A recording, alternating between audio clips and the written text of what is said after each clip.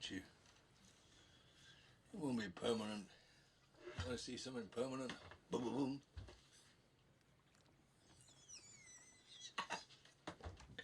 Hey, Hoop.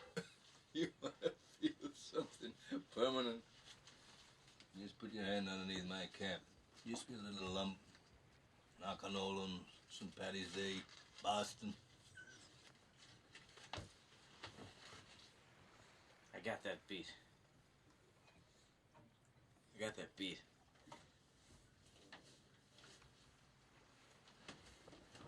Some moray eel bit right through my wetsuit. Well, nope, no, listen, I don't know about that, but I entered an arm wrestling contest in an Okie bar in San Francisco. You see this? Now I can't extend that. You know why?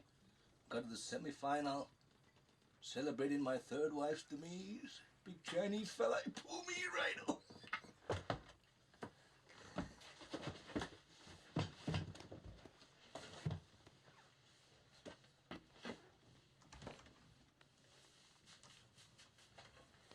Look at that.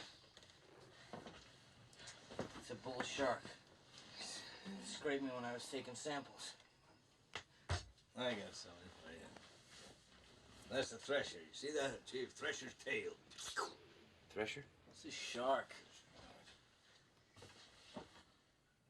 You want a drink? Drink to your leg? I'll drink to your leg. Okay, so we drink to our legs.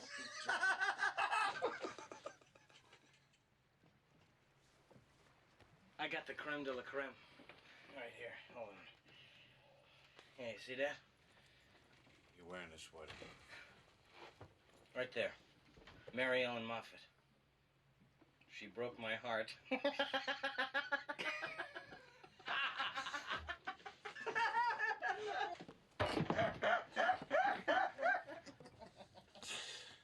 What's that one? What?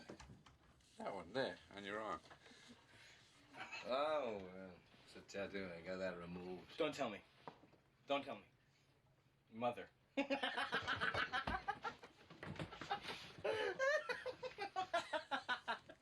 What is it?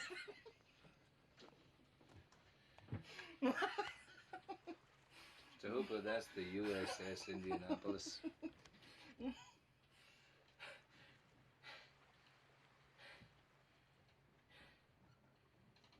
You were on the Indianapolis? What happened? Japanese submarine slammed 2 torpedoes into our side, Chief. He was coming back from the island of Tinian to Lady, just delivered the bomb, the Hiroshima bomb. 1,100 men went into the water. The vessel went down in 12 minutes. Didn't see the first shark for about half an hour. Tiger, 13-footer. You know that when you're in the water, Chief? You tell by looking from the dorsal to the tail. What we didn't know was our bomb mission had been so secret, no distress signal had been sent.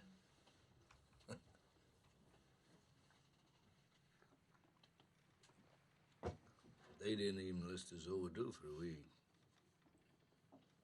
Very first light, Chief. Sharks come cruising. So we formed ourselves into tight groups. You know, it's kind of like old squares in a battle, like you see in a calendar, like the Battle of Waterloo. And the idea was, shark comes to the nearest man, that man he start pounding and hollering and screaming. Sometimes the shark would go away. Sometimes he wouldn't go away. Sometimes that shark, he looks right into you, right into your eyes.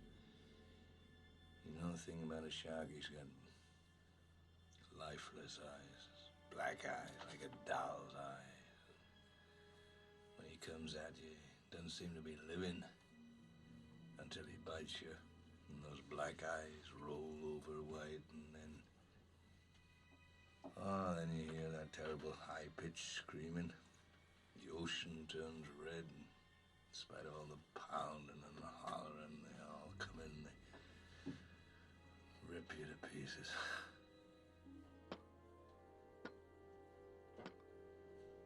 You know, by the end of that first dawn,